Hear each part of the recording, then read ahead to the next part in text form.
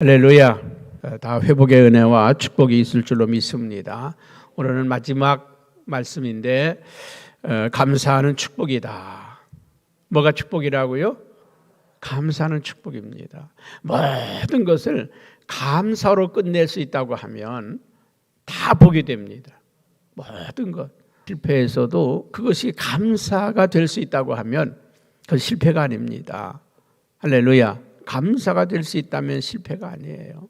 돈을 잃었어도 건강을 잃었어도 감사할 수 있다고 하면 그거는 실패가 아닙니다. 우리는 코로나19를 통해서 깨달은 게 뭡니까? 감사가 무엇인지를 깨닫게 되지 않습니까?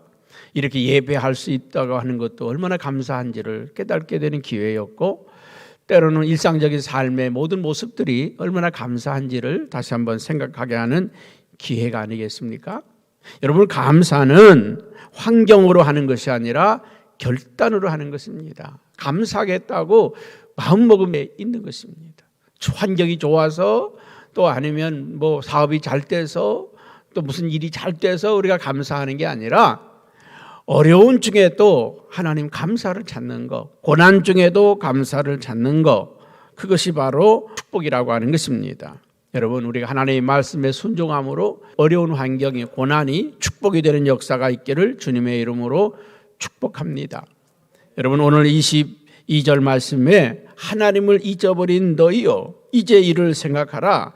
그렇지 아니하면 내가 너희를 찢으리니 건질 자가 없을 것이라.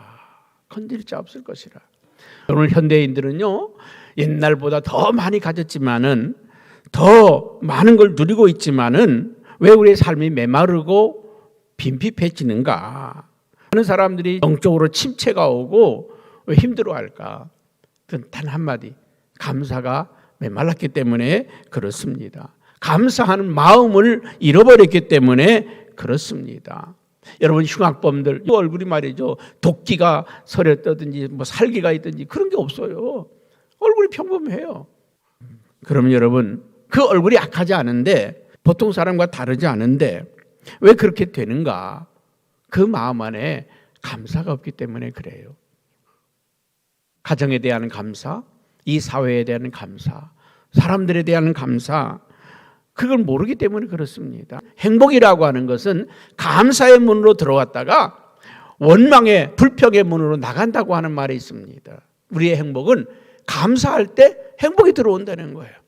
그리고 불평할 때 이 행복이 나간다는 겁니다. 감사할 때 들어오는데 우리가 불평하면 나간다는 거예요. 여러분, 환경이 어려울수록 더 감사하시기 바랍니다. 일이 안 될수록 더 감사하시기를 축복합니다. 여러분, 디모데후서 3장에 보게 되면요, 3장 1절에서 5절에 보면 말세에 이런 특징들이 있어요. 너는 이것을 알라. 말세에는 고통하는 때가 이르리라. 말세에 고통하는 때가, 지금이 말세잖아요. 고통하는 때가 이른다는 거예요. 그때가 어떤 때입니까? 2절에 보면 이렇게 말씀하고 있어요. 사람들이 자기를 사랑하고 돈을 사랑하며 자랑하며 교만하며 비방하며 부모를 거역하며 감사하지 아니하며 거룩하지 아니하며 무정하며 원통함을 풀지 아니하며 모함하며 절제하지 못하며 사나우며 선한 것을 좋아하지 아니하며 배신하며 조급하며 자만하며 쾌락을 사랑하기를 하나님보다 더 사랑한다. 쾌락을 사랑하기를 하나님보다 더 사랑한다는 거예요. 이것이 말세입니다. 이게 말세예요. 여러분, 우리는 하나님을 더 사랑하고 가족을 더 사랑하고 이웃을 더 사랑하고 형제를 더 사랑할 때 우리는 이런 것으로부터 승리할 줄로 믿습니다. 감사하면 여러분 예뻐집니다. 감사하면 젊어지고, 감사하면 건강해지고, 감사하면 일이 잘 풀리고, 감사하면 관계가 좋아지고 모든 것이 잘 된단 말이죠. 그런데 자꾸 우리 입에서 원망하니까 친구가 멀어지고 가족이 멀어지고 이웃이 멀어지고 다 멀어져 가는 것입니다. 여러분, 탈무드에는 이런 말이 있습니다. 어린아이에게 감사를 가르치기 전에는 아무것도 가르치지 말라. 제일 먼저 가르쳐야 될 것은 감사라고 하는 것입니다. 셰익스피어는 이런 말을 했습니다. 감사할 줄 모르는 아이는 뱀의 이와 뱀의 눈을 갖게 하는 것이다. 감사를 가르치지 않는 자식에게는 뱀의 이빨과 뱀의 눈을 갖게 한다는 겁니다. 악한 자식 만든다는 거예요. 여러분 얼마나 두려운 말인지 모릅니다. 세상 사람들도 이렇게 얘기합니다. 감사를 모르면 우리 자녀들을 세상에 내어주게 되는 것이고 악한데 내어주게 되는 것입니다. 그래서 오늘 우리가 23절에는 감사로 제사를 드리는 자가 나를 영화롭게 하느니라. 감사로 예배하는 자가 하나님께 영광을 돌리게 된다는 것입니다. 여러분의 첫째는 감사는요, 예배되게 하는 게 감사합니다. 예배를 회복시켜주는 게 감사라고 하는 것입니다. 오늘 시편 50편 13절에 이렇게 말씀합니다. 내가 수소의 고기를 먹으며 염소의 피를 마시겠느냐? 구약의 제사는 황소의, 염소의, 양의 제사 아닙니까? 내가 수소의 고기를 먹으며 염소의 피를 마시겠느냐? 하나님이 원하시는 것은 제물이 아니라는 거예요. 동물이 아니라는 겁니다. 황소나 염소나 양이 아니라는 것입니다. 신약에도 누가복음 12장 34절에는 이렇게 말씀합니다. 너희 보물이 있는 곳에는 너희 마음도 있느니라. 우리 마음이 어떤 마음을 갖느냐에 따라서 물질이 달라진다고 하는 말 아니겠습니까? 여러분, 예배는 의무가 아니라 축복이라고 하는 사실을 기억하시기 바랍니다. 매일매일 예배의 삶이 돼야 되는데 그것이 의무가 되니까 예배가 기쁘지 않더라는 거죠. 군대에서 그 훈련을 받을 때 그 공군부대에 가서 예배를 드린 경험이 있어요. 예배를 드릴 수 없는 환경에 우리가 훈련받는 부대에서 교회가 없었으니까 거기서 예배를 드릴 수가 없었어요. 제가 훈련생들 한 50 몇 명 데리고 예배를 드리러 갔다 왔는데 거기 가서요 예배 시간 1시간 내내 울다 온 기억이 나요. 그 목사님이 무슨 설교를 하는지 귀에 들어오지도 않아요. 지금 예배 드릴 수 없는 환경에서 예배 드리러 왔다고 하는 그 사실이 얼마나 감사한지, 그냥 찬송을 마음껏 부를 수 있는 게 얼마나 감사한지. 아니 한 달 전에만 하더라도 말이죠, 교회에서 마음껏 예배 드렸는데 그 훈련받은 2달 동안에 주일날 예배 드릴 수 없는 그 시간에 와서 예배 드릴 수 있게 된 것에 대해서 감사하고 너무 고마운 거. 오늘 우리가 이렇게 예배 드릴 수 있게 된 거 감사하잖아요. 예배는 특권입니다. 의무가 아니에요. 이 새벽에 나오는 거 힘들고 어려운 게 아니라 이 새벽에 예배할 수 있고 하나님께 나올 수 있다는 게 얼마나 큰 축복인지 우리는 기억하시기 바랍니다. 시편 100편 4절에 보면 감사함으로 그 문에 들어가며 찬송함으로 그의 궁정에 들어가서 그에게 감사하며 그의 이름을 송축할지어다. 우리가 하나님께 올 때, 예배에 들어올 때, 이 재단에 들어올 때 감사함으로 들어오라는 거예요. 찬송함으로 들어오라는 거예요. 신나게 들어오라는 거예요. 할렐루야. 저는 가끔 안내위원들 서 있는 옆에 지나갈 때 이렇게 봐요. 그 교회 오는 사람이 막 좋아서 오는 사람이 있는가 하면 무슨 얼굴 무슨 인상을 부부싸움을 했는지 푹 인상을 쓰고 오는 분이 계셔요. 하나님께 올 때 감사함으로 들어오라는 거예요. 찬송함으로 들어오라는 거예요. 할렐루야. 그런데 오늘 하나님 말씀에 이렇게 말씀합니다. 우리 7절부터 몇 절 보겠습니다. 7절에 보면 내 백성아 들으라. 내가 말하리라. 이스라엘아 내가 내게 증언하느니 나는 하나님 곧 내 하나님이로다. 8절 한번 같이 봅니다. 내 백성아 들으라 그랬잖아요. 8절 시작. 같이.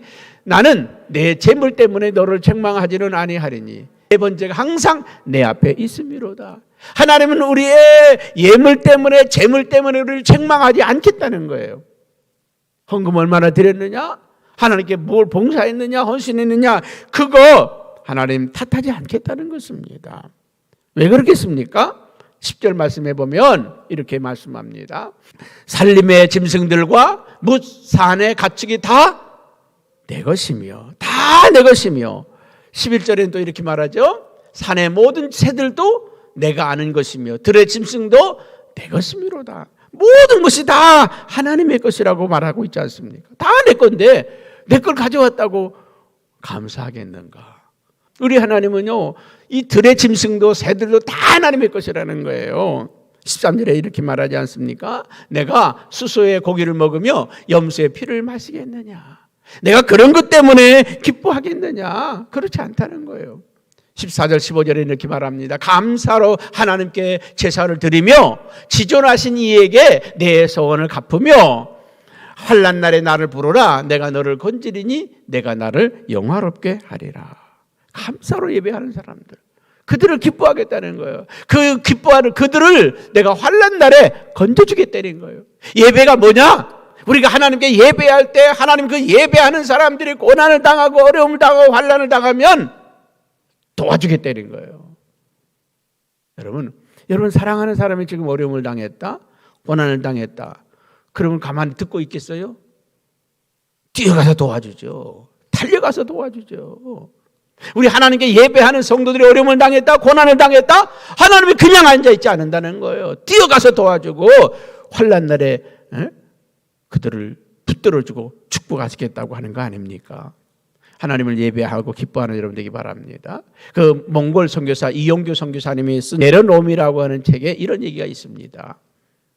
그 어느 교회의 한 자매가 예배를 드리러 오는데 막 땀이 범벅이 돼서 왔어요. 그래서 이 선교사님 물었습니다. 아니 웬 땀을 그렇게 흘리고 왔냐고. 아우 소가 도망가가지고 쫓아가다가 예배 시간이 급해가지고 그냥 내버려 두고 왔다고. 예배 시간이 다 돼서 내버리고 왔다고. 여러분 소 한 마리 값이 1년 그 몽골 사람 1년 월급인데 그 소를 내버리고 왔다는 거예요. 아니 어떻게 하려고 그랬더니 하나님이 지켜주실 거예요.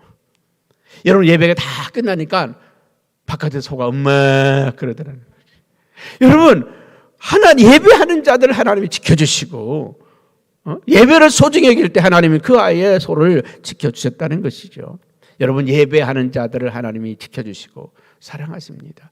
어떻게? 감사로 예배하는 자가 예배한 거예요. 예배 드렸다고 다 예배 드린 게 아니라 예배 드려도 예배 안 드린 사람이 있고요. 그 예배를 하나님이 받으시는 예배가 있어요.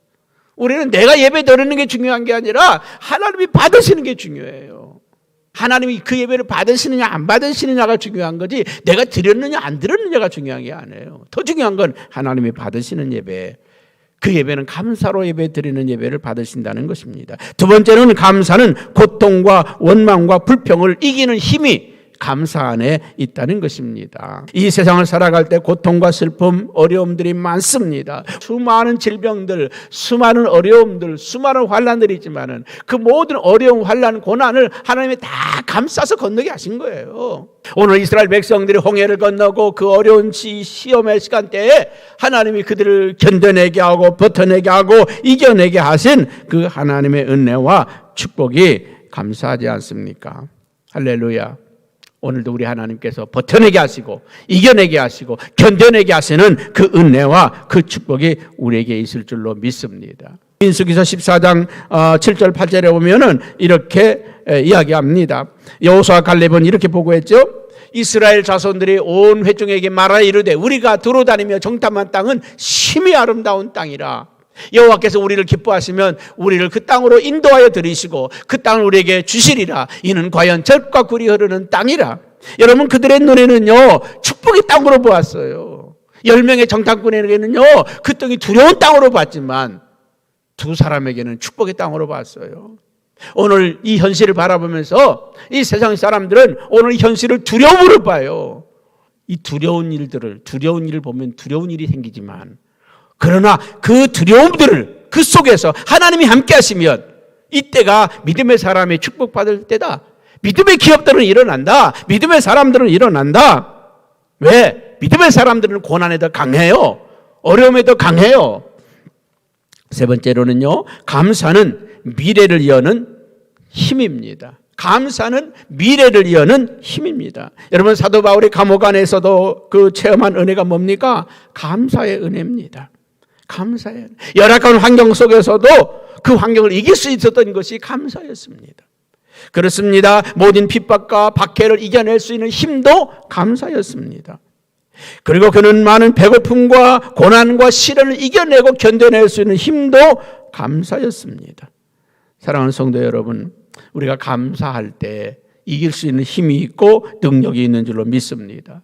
사도 바울은 감옥에 갇혀 있으면서도 골로새 교회, 빌립보 교회, 에베소 교회 이 교회들에게 감사하라고 말합니다. 골로새 3장 15절 17절에는 이렇게 말합니다. 그리되 평강이 너희 마음을 주장하게 하라. 너희는 평강을 위하여 한 몸으로 부르심을 받았나니 너희는 또한 감사하는 자가 되라. 감사하는 자가 되라. 여러분 감사하는 자가 되라고 말합니다. 빌립보서 4장 6절에는 아무것도 염려하지 말고 다만 모든 일에 기도와 간구로 너희 구할 것을 감사함으로 아뢰라. 누가 누구에게 말합니까? 감옥 안에 있는 사람이, 감옥 바깥에 있는 사람이 말하는 거예요. 아무것도 염려하지 말라. 모든 일에 기도와 간구로 너희 구할 것을 감사함으로 하나님께 아뢰라. 제가 소대에 말했죠. 지금 코로나로 겪은 것보다 앞으로 겪을 일이 더 두려운 일이라고. 그러나 이 코로나도 우리가 감사할 때 이겨낸 것처럼 앞으로 우리에게 닥칠 일들도 감사하면 이겨냅니다. 감사하면 이겨냅니다. 주님이 마지막 때 믿음이 있는 자는 더 있게 하고 믿음이 없는 자는 그 있는 것마저 빼앗기게 하시리라고 말씀하지 않습니까? 그렇기 때문에 우리는 감사로 이겨내야 합니다. 데살로니가서 5장 16절 18절에는요. 항상 기뻐하라. 쉬지 말고 기도하라. 범사에 감사하라. 이는 그리스도 예수 안에서 너희를 향하신 하나님의 뜻이니라. 하나님의 뜻은 항상 기뻐하라는 거예요. 범사에 감사하라는 거예요. 쉬지 말고 기도하라는 거예요. 여러분 믿음으로 승리하시기를 주님의 이름으로 축복합니다. 할렐루야. 예수님께서는 죽은 나사로를 살리실 때에도 그렇게 말씀을 하셨습니다. 감사 기도를 하신 거죠. 아버지여 내 말을 들으심을 감사하나이다. 감사로 기적을 이루셨고 감사로 오병이어의 기적을 만들어 내셨습니다. 할렐루야. 여러분 감사는 기적을 만들어냅니다. 여러분 록펠러의 그 스탠다드 석유회사가 말이죠. 그렇게 출발을 했습니다. 어떤 사람이 금광을 캐다가 아무리 캐도 안 나오는 거예요. 이때는데. 그래 포기하고 갔습니다. 그 싼 가격에 나왔어요. 그걸 인수해가지고 파기 시작합니다. 아무리 파도 안 나오는 거예요. 아유 잘못 샀구나. 근데 기도하는데 하나님 어떻게 해요? 기도하는데 조금만 더 팔아. 1m를 더 팠더니 시커먼 물이 쏟아 나왔습니다. 그게 뭐겠어요? 석유입니다. 그래서 시작된 회사가 스탠다드 석유 회사입니다. 그게 바로 록펠러라고 하는 세계적인 대거부를 만들어낸 시발점입니다. 1m만 더 파니까 1m 더 파니까 석유가 쏟아져 나왔어요. 사랑하는 성도 여러분, 조금만 힘들어도 조금만 더 해봅시다. 더 충성하며 더 나아가 봅시다. 하나님이 거기에 기적이 일어나고 축복의 역사가 우리에게 베풀어질 줄로 믿습니다. 로버트 슐러라는 목사님은 이런 말씀했습니다. 감사는 미래를 여는 문이다. 감사는 미래를 여는 문이다. 미래를 던지지 말라. 미래를 포기하지 말라. 감사할 때 우리의 미래가 열려집니다. 감사로 승리하시기를 주님의 이름으로 축복합니다.